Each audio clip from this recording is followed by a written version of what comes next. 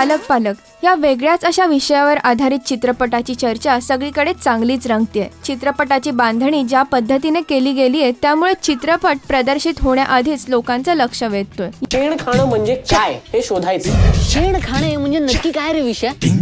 या चित्रपटाची निवड south Asian international film festival साठी झाली आहे ही बातमी तुमच्यापर्यंत पोहोचलीच। पण ह्याच चित्रपटाने इंटरनॅशनल फिल्म फेस्टिवलचं उद्घाटनही होणार आहे। बालक पालक ह्या चित्रपटाचं दिग्दर्शन आहे ते रवी जाधव यांचं। तर चित्रपटात एक से बडकर एक असे कलाकार आहेत आणि ते म्हणजे अमृता सुभाष, सई ताम्हणकर, सुबोध भावे इत्यादी। तर संगीताची धुरा सांभाळली आहे ती बॉलिवूडच्या विशाल शेखर आणि चिनार महेश ह्या जोडीने।